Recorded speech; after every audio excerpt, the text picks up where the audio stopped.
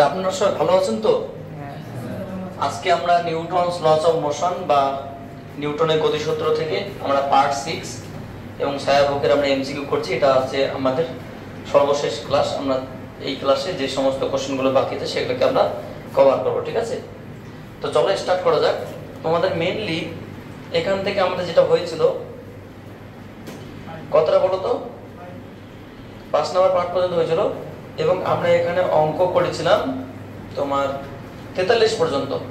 তাহলে 44 নম্বর কোশ্চেন থেকে স্টার্ট হবে।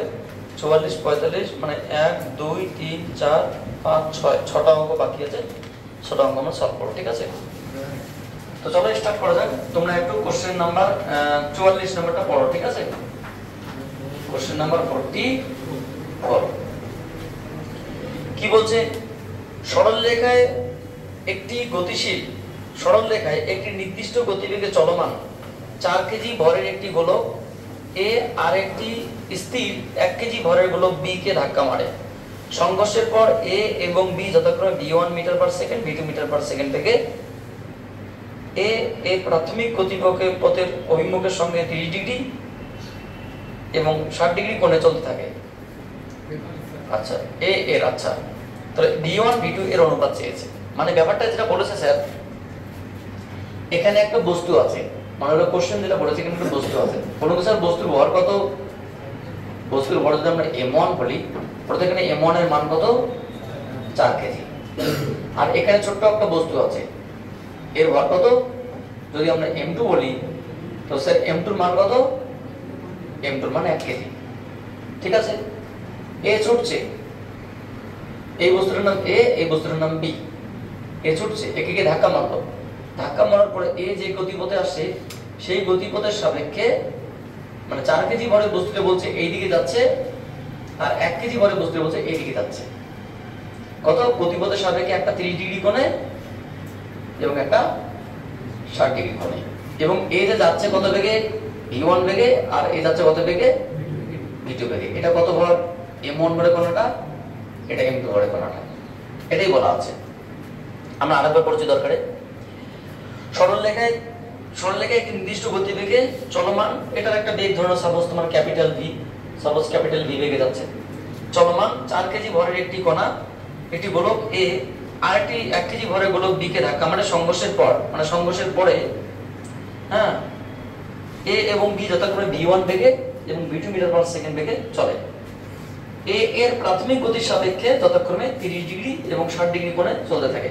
তাহলে v1 এবং v2 এর অনুপাত চেয়েছে। তাহলে এখানে একটা মেইন বিষয় স্যার, বলুন তো এটা কত বেগে এগিয়ে যাচ্ছে? তাহলে সংঘর্ষের আগে আমরা সংঘর্ষের পরে এবং সংঘর্ষের আগে x অক্ষ বরাবর যা ভরবেগ থাকবে y অক্ষ বরাবর ভরবেগ কি সমান হবে? ভরবেগের সমানুপাতিক নীতি অনুসারে according to x direction according to y direction apply করতেই পারি। সো সংঘর্ষের পরে মানে সংঘর্ষের পরে প্রথমে এই কোণটা কত বেগে গেল? তাহলে কত কোণে গেল? এই কোণটা ভর কত? 4 কেজি, এটা কত? 1 কেজি। তাহলে এর কত অংশ এদিকে যাচ্ছে? v1 cos 30। কত অংশ এদিকে যাচ্ছে? v1 sin 30। অনুরূপভাবে এদিকে কত যাবে? v2 cos 60 লাগা cos খাড়া sin, v2 sin 60। তাহলে এই দিকের ভরবেগ এবং এই দিকের ভরবেগ সমান। এই দিকের ভরবেগ মানে সংঘর্ষের আগের ভরবেগ, সংঘর্ষের আগের ভরবেগ কত? এর ভর m1 বেগ v এবং এর ভর কত? m2 বেগ 0। তাহলে ভরবেগের আগে একটা, সংঘর্ষের পরে ভরবেগ সমান এবং এই দুটো সমান। So according to momentum conservation law, according to momentum conservation law in y direction. কোন দিকে? ডাইরেকশন। যদি আমরা এটাকে x ডিরেকশন বলি এবং এটাকে y ডিরেকশন বলি তাহলে y দিকে। বলো তো এদিকে ভরবেগ কত? m1 v1 sin 30, তাই তো নাকি? ভর ইনটু বেগ কার সঙ্গে সমান হবে? এদিকে ভরবেগের সঙ্গে সমান হবে m2 v2 sin m2 v2 sin 60। কেন স্যার?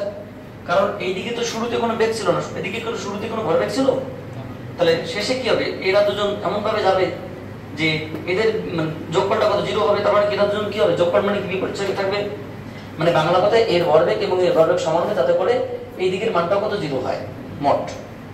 সো আমরা এখানে কি লিখতে পারি? m এর মান কত 4, v1 sin 30 মানে কত 1 ইনটু v2 ইনটু √3/2 sin 60। আচ্ছা, তাহলে কি দাঁড়ালো স্যার? এখানে তোমার v1/v2 কি আসলো? v1/v2 √3/2 ইনটু 1 এর, আচ্ছা কাটাকাটি করলে 2, তাই তো? 1 এর 2, তাহলে কত আসলো? √3/4। কি আছে অপশন? কি আছে? Option number A is the correct answer. তাহলে এ v1 এবং v2 চেয়েছে, option number A is the correct answer. আমরা এইদিকে আর ভাবলাম না, ভাবতে গেলে সংঘর্ষের আগে সংঘর্ষের পর অনেক ভাবতে হবে। এইদিকে আমরা যেহেতু v1 v2 চেয়েছে, আমরা সিম্পল ভাবে করতে পারি। কোশ্চেন নাম্বার 45 কি বলেছে স্যার? 45 যেটা বলেছে যে m ভরের একটি বস্তু x অক্ষ বরাবর v বেগে এবং m ভরের একটি বস্তু x অক্ষ বরাবর v বেগে গতিশীল এবং 2v বেগে y অক্ষ বরাবর 3m ভরের বস্তুর সঙ্গে সংঘর্ষ ঘটালো। আচ্ছা, দুটি বস্তু যুক্ত হয়ে গেল, তাহলে অন্তিম গতিবেগ কত? মানে ওরা যেটা বলেছে এরকম একটা বিষয়, এইদিকে একটা বস্তু যাচ্ছে, বলুন তো স্যার ম্যাডাম বস্তুর ভর কত? এইদিকে একটা বস্তু যাচ্ছে, এর ভর কত? 3m, কারণ এ যাচ্ছে x অক্ষ বরাবর, এ যাচ্ছে মানে এ x অ্যাক্সিস বরাবর যাচ্ছে, এ যাচ্ছে y অ্যাক্সিস বরাবর। কিন্তু এ কত বেগে গেল আর এ কত বেগে গেল? 2v বেগে, তাই তো নাকি? বলেছে m ভরের একটি বস্তু x অক্ষ বরাবর v বেগে, m ভরের বস্তু x অক্ষ বরাবর v বেগে এবং 2v বেগে y অক্ষ বরাবর গতিশীল হলো 3m ভরের একটি বস্তুর সঙ্গে সংঘর্ষ ঘটালো। তাহলে এখানে গিয়ে কি করলো বড়দেরা? সংঘর্ষ ঘটালো। সংঘর্ষ ঘটালে মানে এবং তারা কি হলো? আটকে গেল। আটকে গিয়ে নতুন যেটা যাবে সেটা এইদিকে যাবে জানলাম। তাহলে বলুন তো এইদিকে যে কণাটা যাচ্ছে সেই কণার ভর কত করে এবং কত বেগে যাচ্ছে? সাপোজ ক্যাপিটাল ভি বেগে, ওটা ক্যাপিটাল ভি এর মান চেয়েছে, ঠিক আছে? ক্যাপিটাল ভি বেগে যাচ্ছে। ওরা বলছে সংযুক্ত ভরটির অন্তিম বেগ কত, মানে অন্তিম বেগ যদি ভি হয় সেটা চেয়েছে। তো সংঘর্ষের আগে এর মোট ভরবেগ এবং সংঘর্ষের পরে মোট ভরবেগ সমান হবে। সো আমরা কি লিখতে পারি? অ্যাকর্ডিং টু মোমেন্টাম কনজারভেশন ল, মানে ভরবেগের সংরক্ষণ সূত্র অনুযায়ী। বলুন স্যার এটা কি দিক? m ভরের কণা v বেগে কোন দিকে যাচ্ছে? i ক্যাপ বরাবর, প্লাস কত? 3m ভরের কণা 2v বেগে j অক্ষ বরাবর যাচ্ছে। তাহলে সংঘর্ষের আগে এবং সংঘর্ষের পরে ভরবেগ কত হবে? 4m ভরের কণা ধরনা v ভেক্টর বরাবর যাচ্ছে, জানি না আমরা, ঠিক আছে? তাহলে কি করতে পারি আমরা? যদি m টাকে কেটে দেই তাহলে কি থাকবে স্যার? তাহলে v ভেক্টর সমান কি লিখতে পারি? যে v/4 of i cap 6v/4 of j cap, আরো ভালো করে বলতে গেলে v/4 of i cap plus 3/2v of j cap. তাহলে কণাটার গতিপথ কোন দিকে হবে? এইদিকে। মান চেয়েছে না দিক চেয়েছে? এটা মানে এরকমই বলেছে, তাই তো? অপশন নাম্বার বি, 1 এর v অফ i ক্যাপ, 3 এর 2v of j cap. Simple বিষয়, জাস্ট ভরবেগের সংরক্ষণে অ্যাপ্লাই করলে যেটা আছে সেটা। কত নম্বর option? Option number B for BM physics is the correct answer. বলে নাও, আমরা পরবর্তী কোশ্চেন নিয়ে আলোচনা করছি, টেনশনের কোনো কারণ নেই। বলেন স্যার দুঃখ দুঃখ করে নাকি? কোশ্চেন নাম্বার 46 আমরা সরি 1 কেজি ভরের একটি সুতো ঝোলানো আছে, 1 কেজি ভর একটা সুতো ঝোলানো আছে। এক্ষেত্রে ব্যবস্থাটিকে 4.9 মিটার পার সেকেন্ড স্কয়ার ত্বরণে উপরে তোলা হচ্ছে, নিচে নামানো হচ্ছে। প্রথম এবং দ্বিতীয় ক্ষেত্রে টানের অনুপাত কত? এর থেকে সহজ অঙ্ক আমি জীবনেও দেখিনি। এটা হলো পৃথিবীতে সবথেকে সহজ কোশ্চেন। কত নম্বর কোশ্চেন স্যার? 46। এটা একটা বস্তু, বস্তুর ভর কত? m। নিচের দিকে কে টানছে? মহাত্মা গান্ধী। আচ্ছা, দুটো স্টেপ, এটা ফার্স্ট স্টেপ, এটা ফার্স্ট, এটা সেকেন্ড স্টেপ। একটা নিচে নামানো উপরে তোলানো, সেকেন্ড স্টেপ, ঠিক আছে? এখানে একটা বস্তু আছে, এটার বড় 1 কেজি, এবং একেও মহাত্মা গান্ধী তখন কিন্তু mg বলেই টানছে। যেখানে m এর মান কত স্যার? 1 কেজি। g এর মান কত? আমরা জানি 9.8 মিটার পার সেকেন্ড স্কয়ার। আমি এখানে ঝুলিয়ে রেখেছি সুতোর সাহায্যে, আমি এখানে ধরুন আটকে রেখেছি, এখানে হাত দিয়ে হুক দিয়ে আটকে রেখেছি, এখানে আটকে রেখেছি। এবার এই সংস্থাটা কি বলেছে ভালো করে বোঝার চেষ্টা করো। 1 কেজি ভরের একটি বস্তুকে সুতোর সাথে আটকে রেখে প্রথমে কি করা হলো? ও কত ত্বরণে? 0.49 মানে 4.9 তো মিটার স্কয়ার ত্বরণে, মিটার পার সেকেন্ড স্কয়ার ত্বরণে উপরে তোলা হচ্ছে। প্রথমে কোন দিকে তুলছি? উপরের দিকে। তো সুতোর টান ধরো না তোমার T1, তখন কত ত্বরণে উঠছে স্যার? A1। A1 সমান কত? 4.9 ত্বরণে উপরের দিকে উঠছে মিটার পার সেকেন্ড স্কয়ার। আবার যখন সুতোর টান তাহলে কত হবে? তখন একটা শুধু উপরের দিকে তখন T2 টানছে, এবং একবার কোন দিকে নামছে সে? A2 ত্বরণে। A2টাও কত? A2টাও 4.9।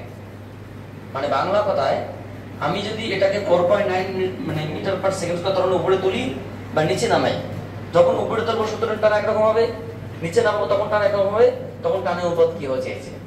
তাহলে বলুন তো স্যার, যখন আমি উপরে তুলবো, যখন উপরে তুলবো তখন T বড় না mg বড়? অবশ্যই T বড়। তাহলে আমরা প্রথম বলতে প্রথম ক্ষেত্রে T1 এর মান mg থেকে বড়। কত বড়? না m into a1। So T1 তাহলে কত? m into a1 plus g।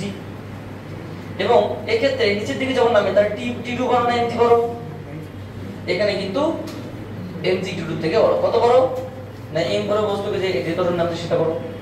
তাহলে T2 কত বড়? তো T2 হচ্ছে তোমার m into g minus a2। তো স্যার এখানে কি চেয়েছে বলো তো? T1 এবং T2 এর অনুপাত চেয়েছে। সুতরাং নির্ণয় অনুপাত কি পাবো? সুতরাং নির্ণয় অনুপাত পাবো T1 by T2, শুধু টানের অনুপাত। তাহলে কি আসলো? m into a1 plus g, m into g minus a2। But এখানে a1 a2 এর মান কিন্তু সমান, এটা কিন্তু ভুলে গেলে হবে না। মামা কেটে দাও, তোমার 4.9 plus 9.8, এটা কত? 4.9.8 minus 4.9। আচ্ছা স্যার এটা কি 4.9 into 3 না? 3 গুণ, এটা কি জাস্ট 4.9? ভালো করে দেখো, তাহলে কাটাকাটি করলে বলো তো 3/1 মানে 3:1 হবে। কোশ্চেন নাম্বার 47 কি বলছে? এটা তুলে নাও। 47 আমরা আলোচনা করছি, একটু বড় হবে জায়গাটা। সো এটা কত নাম্বার অপশন বলো তো? Option number A for apple না couple is the correct answer. Question number 47, 1 KG ভরের একটি ব্লক x = 0 তে স্থির অবস্থা থেকে চলতে শুরু করলো এবং F = kt বলের প্রভাবে x অক্ষ বরাবর গতিশীল হলো, যেখানে t হলো সময় এবং k হলো স্প্রিং ধ্রুবক বা বল ধ্রুবক, যেখানে দেওয়া আছে k এর মান 1 নিউটন পার সেকেন্ড। ব্লকটি 6 সেকেন্ডে যে দূরত্ব অতিক্রম করে, আচ্ছা কি এটা বল ধ্রুবক নয়, ওরা জাস্ট নিউটন পার সেকেন্ড, বল ধ্রুবক তোমার আলাদা হতো আর কি, নিউটন পার মিটার হতো আর কি। আচ্ছা যাই হোক না কেন, তো ব্লকটি 6 সেকেন্ড যে দূরত্ব অতিক্রম করে তা কত? কি দেওয়া আছে স্যার এখানে? এখানে দেওয়া আছে বস্তুর ভর কত, একটা ব্লকের ভর কত? 1 কেজি, এবং কে এর মান কত দিয়েছে? 1 নিউটন পার সেকেন্ড। আমরা যেটা একটু আগে বল ধ্রুবক বলার চেষ্টা করছিলাম, বল ধ্রুবকের একক কি হয়? নিউটন পার মিটার, ঠিক আছে? তোমরা জানো না, ভবিষ্যতে যখন বল ধ্রুবক শিখবে দেখবে নিউটন পার মিটার আসবে, ঠিক আছে? সেখানে সূত্র কি বলতো, F ইকুয়ালস টু kx, এটা আমরা বল ধ্রুবকের মানে বলের ক্ষেত্রে সমীকরণ।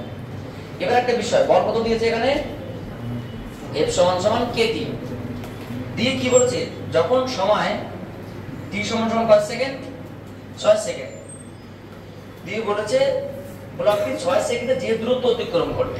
আচ্ছা বলুন তো স্যার, আমরা কি জানি F সমান সমান প্রথমত কি kt, k এর মান যদি আমি 1 বসিয়ে দিই তাহলে কি জাস্ট t, ঠিক আছে? যেহেতু k equals to 1, say Newton per second যাই বলো না কেন, একক যাই বলো না কেন f, বা তাহলে f সমান সমান আমরা কি জানি মা বা t।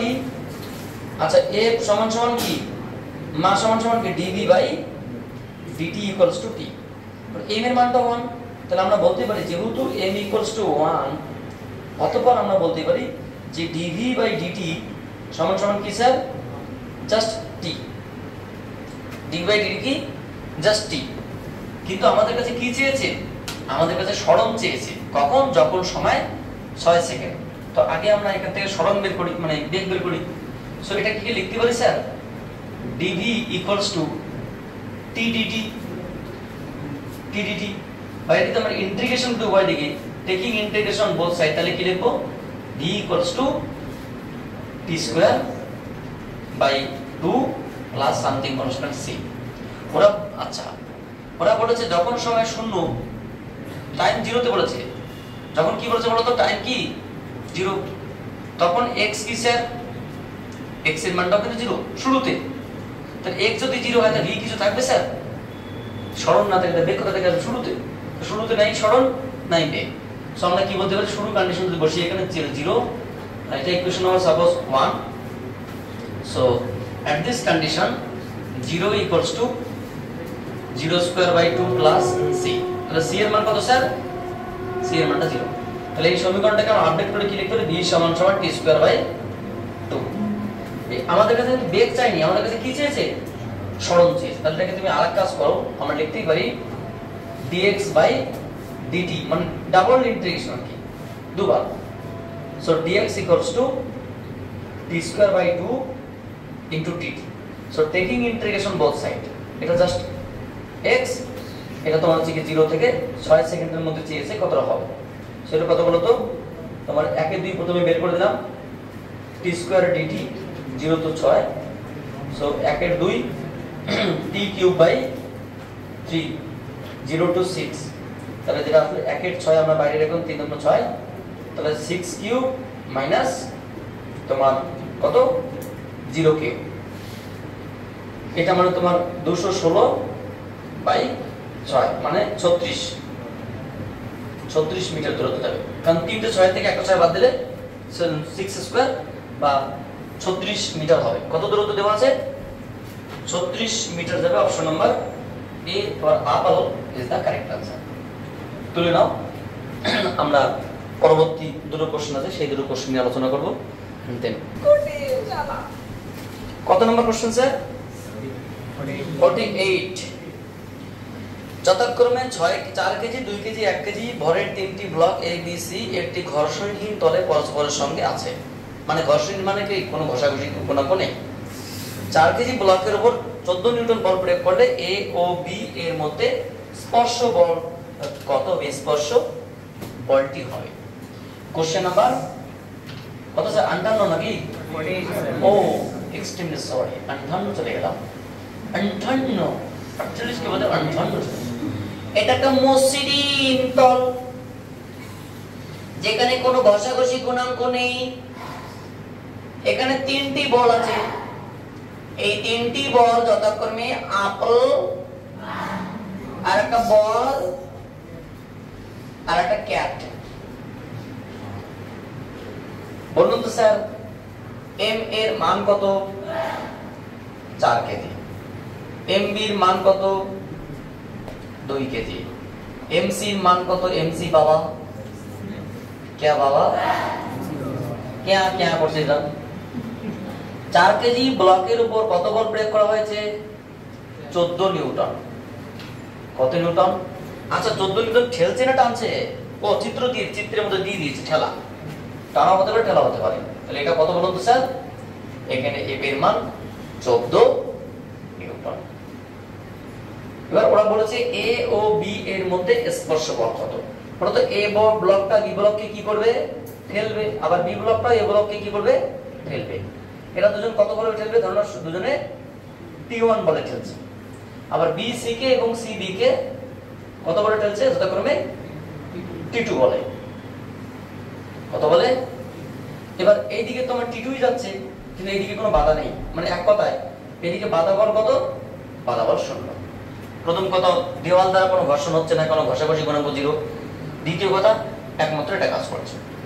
তাহলে স্যার কি চেয়েছে? এখানে T1 টার মান চেয়েছে, এ বল এবং বি ব্লক দুটির মধ্যে বাধা বল কত, এটা তো T1 এর মান চেয়েছে। তাহলে আমরা কি করতে পারি? একটা সহজ জিনিস আছে, বড় তো ত্বরণ কি হয় সংস্থা, তাহলে ত্বরণটা কোন দিকে যাবে? এদিকে যাবে। সুতরাং আমরা কি জানি বলতো? সংস্থার ত্বরণ কি? সংস্থার ত্বরণ সমান সমান কি? মোট বল বাই মোট বল। আচ্ছা, মোট বল বাই লব্ধি, অ্যাকচুয়ালি মোট কথা বল, লব্ধি বল। এখানে তো বল একটাই আছে, মোট আর লব্ধি ব্যাপারটা নেই। লব্ধি বল বাই মোট বল। তাহলে বলুন তো স্যার, লব্ধি বল এখানে কত আছে? এফ আছে। মোট বল কত আছে? 4 3 1, তাই তো নাকি? ও সরি, 4 2 1। তাহলে কত? 14/7 মানে 2 মিটার পার সেকেন্ড স্কয়ার। তাহলে পুরো সংস্থাটা 2 metre per second square, A B C সবাই 2 মিটার পার সেকেন্ড স্কয়ার ত্বরণে ছুটছে। এটা কে ছুটছে? প্রত্যেকেই। তাহলে আমরা এ ব্লকের ক্ষেত্রে লিখতে পারি। কোন ব্লকের ক্ষেত্রে? এ ব্লকের ক্ষেত্রে কি লিখতে পারি স্যার? বলো তো, এফ বড় না টি বড়? অবশ্যই এফ বড়, কারণ ওইদিকে যাচ্ছে। কত বড়? এফ মাইনাস T1 সমান সমান কি? এম এ ভরে ব্লকটি এ ত্বরণে যাচ্ছে, এতটা বড়, তাই না? অনুরূপভাবে বি ব্লক সি ব্লক বলতে পারি। আমরা করছি না, কেন? আমাদের T1 দরকার, T1 এখান থেকে আমরা পেয়ে যাব। সো T1 সমান কি? F minus M A into a. F এর মান ওরা 14 দিয়ে দিয়েছে, এম এর মান কত? 4, আর এর মান তো আমরা বের করলাম 2। তাহলে 14 থেকে আমরা যদি 8 বাদ দেই, 6 নিউটন অ্যান্সার হবে। অর্থাৎ এ ও বি ব্লক দুটি পরস্পরকে 6 নিউটন বল দ্বারা ধাক্কা করছে। অপশন নাম্বার এ। সবগুলো আপেল গো, একটাও আপেল নেই, সবগুলো আপেল অ্যান্সার। Question number 49। আমরা সেই দীর্ঘ কাঙ্ক্ষিত আলোচনার শেষ পর্বে আমরা পৌঁছে গেছি। লাস্ট অঙ্ক 49। কোন 50? 49।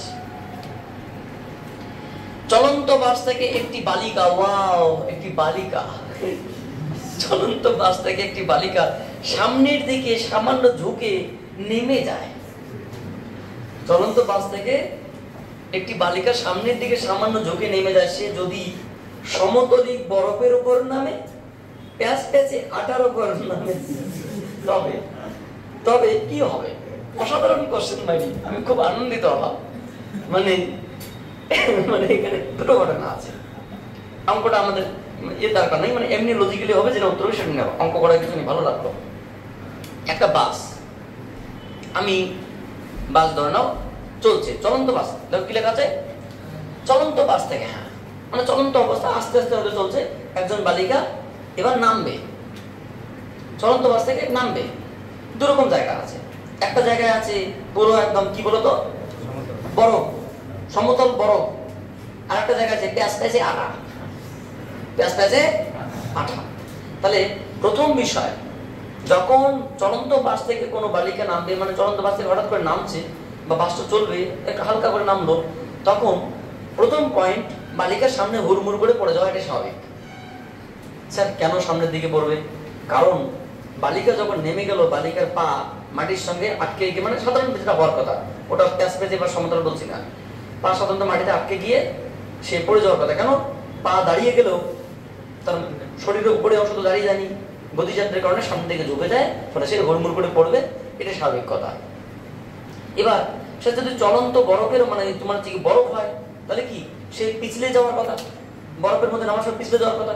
যদি এমন হয় তার শরীরের গতি এবং মানে তোমার পায়ের গতি সমান হয়, তাহলে হয়তো বা সে স্লাইডিং করে চলতে থাকবে, আলাদা একটা ইন্টারেস্টিং বিষয়। ইভেন সে পড়েও যেতে পারে। কিন্তু সে কিন্তু পিছনের দিকে পড়ার সম্ভাবনা নেই, যেহেতু উপরের একটা বেগ আছে দেহের, পিছনের দিকে যে পড়বে এমন নয় যে সামনে দাঁড়িয়ে গেল নেমে সরকে গেলে, কোনটা নয়, শরীরের একটা গতি আছে, সে সামনের দিকে পড়বে, এই সম্ভাবনাটা আছে। আর 2 নম্বর বিষয়, আটার উপর নামে তো অবশ্যই পড়বে, কারণ পা তো আটকেই গিয়েছে, মানে ভালো করে ফিক্স করে আটকে রেখেছে, এমন আটকে গেছে তুই পড়ে যা, তোর নাক গিয়ে আটাই গিয়ে পড়বে, মানে আটার উপর দাঁড়ানো মানে অবশ্যই পড়ে যাবে। আর বরফের উপর যখন দাঁড়াবে সে সামনে পড়তেও পারে, আবার সে গতিশীল থাকতে পারে, কিন্তু এখানে দুই ক্ষেত্রেই সামনে পড়ার সম্ভাবনাটাই বেশি, পিছনে যাওয়ার কোনো সম্ভাবনা নেই। তাহলে এরকম কোনো অপশন আছে? দেখো কি বলছে। প্রথম ক্ষেত্রে সে পিছনের দিকে, দ্বিতীয় ক্ষেত্রে সে সামনের দিকে না, এ ও বি উভয় ক্ষেত্রে সামনের দিকে অবশ্যই হতে পারে। অপশন বি অবশ্য উত্তর বলে দিয়েছে, এ বি উভয় ক্ষেত্রে পিছনের দিকে।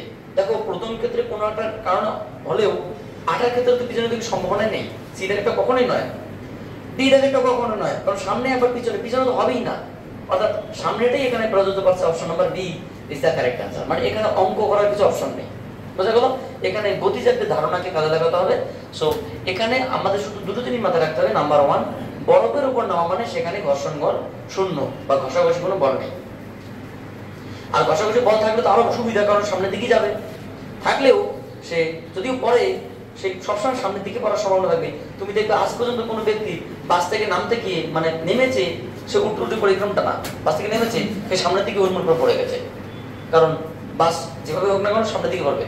হ্যাঁ, যদি এমনটা উল্টো দিকে নামে যে বাস চলছে এইদিকে আর আমি নামছি এইদিকে, ব্যাস তাহলে তো হবে এরকম করে। তো ওটা মানে সামনের দিকে ঝুঁকে আছে বলেছে, একজন বালিকা সামনের দিকে ঝুঁকে আছে, আর যখন নামে তখন যেমনটা হয়। সো 49 নম্বর কোশ্চেনের আনসার কি হবে?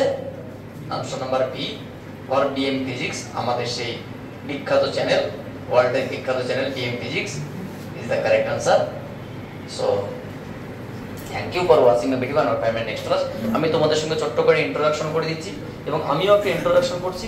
যারা আমার চ্যানেলটা দেখছো তাদেরকে একটা হার্দিক রিকোয়েস্ট, তোমরা চ্যানেলটাকে সাবস্ক্রাইব করো, বেল আইকন প্রেস করো, নোটিফিকেশন জারি রাখো, বন্ধুদের মধ্যে বেশি বেশি করে শেয়ার করো, এবং যদি কোনো সমস্যা হয় তোমরা ডাইরেক্টলি আমাকে বলো, আমি সেই সমস্ত সমস্যাগুলোর সমাধান সুন্দরভাবে তোমাদের সামনে রিপ্লেস করার চেষ্টা করবো।